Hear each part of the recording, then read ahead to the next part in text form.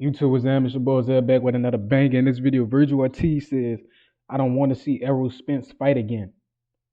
Let's get it. On a YouTube channel, in an interview, Vergil said, I don't think Errol should fight again.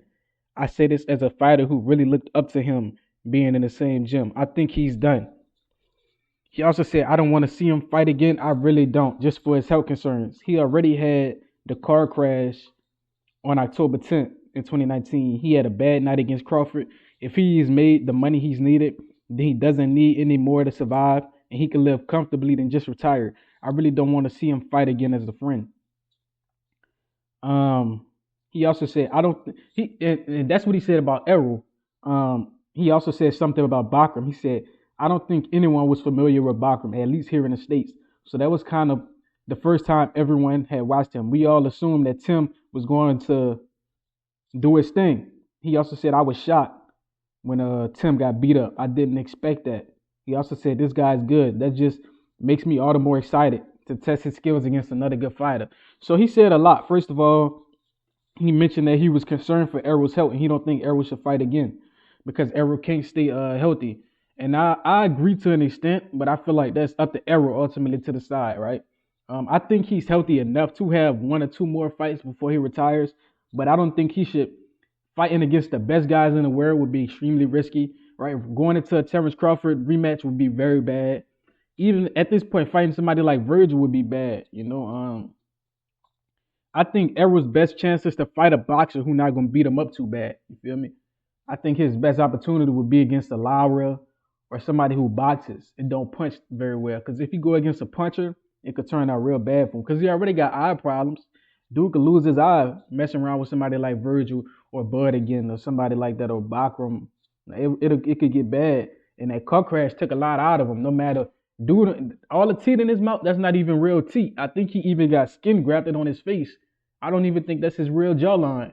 Like Errol Spence, that had been through a lot, bro. He'd have been through a lot.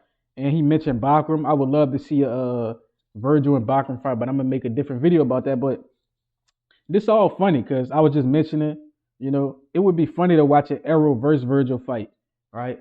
I would have loved to see that fight in their career, right? Errol, it was just that the PBC stuff he was on. They wasn't giving none of the welterweights opportunities. Now all the welterweights surpassed Errol. Bud surpassed him. Keith Thurman, even Sean Porter got a better resume than Errol. I mean, he didn't win as much, but he fought all the guys. Errol never got an opportunity to. At 147, I choose Errol over Vergil, a prime Errol versus prime Vergil at 47. First of all, because that was Errol's natural weight, right? Dude was sick at 147, cutting all that weight. He was sick. His muscles started melting off, deteriorating. So I just have Errol, that's his natural weight, right? He had good volume, good stamina, decent power, and he was able to take a punch to a certain extent. Vergil wasn't really all that at 47. I think he beat Cavaliasis, which is impressive. But all his other big wins came at 154 with Bohachuk, Madrimov. And because of that, I think at 154, Errol don't really stand a chance against Vergil because Vergil is a much bigger guy naturally, right? He a big dude. He got a lot of stamina himself at 54, a lot of power. He can put guys on the back foot. So a fight versus these guys would have been interesting in any weight class. I'm disappointed that Errol health is so bad that we can't ever see it happen. And like I said, I understand the concerns, but I feel like that's Errol's choice. I also said that. I said Errol's lifestyle is a big reason why his health concerns are so big now. You see, they said what's done in the dark always comes to the light, which is why when guys live in a healthy lifestyle for so long, nobody notices until they get old and they still moving like they was young. That's what an investment is. An investment is a small thing you do, a small positive change you make over time that when you get old, it snowballs. Just like an investment. You put $1,000 in an investment account, and in what 20 years that investment account worth so much. You feel me?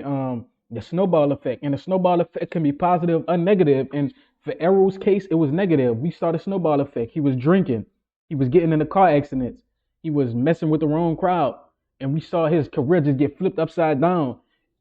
It all happened on the same. We saw all Errol negative habits and all Terrence Crawford's positive habits meet each other on that night they fought. And Terrence Crawford training like a hermit, right? locking himself in the gym, only eating good food, training, staying away from the nonsense. We saw that versus a guy that was partying, hanging out with rappers, getting involved in rap beefs, flipping cars, going 70, 100 miles per hour. And we saw what happened. And the guy with the positive habits, he won. And that was Terrence Crawford.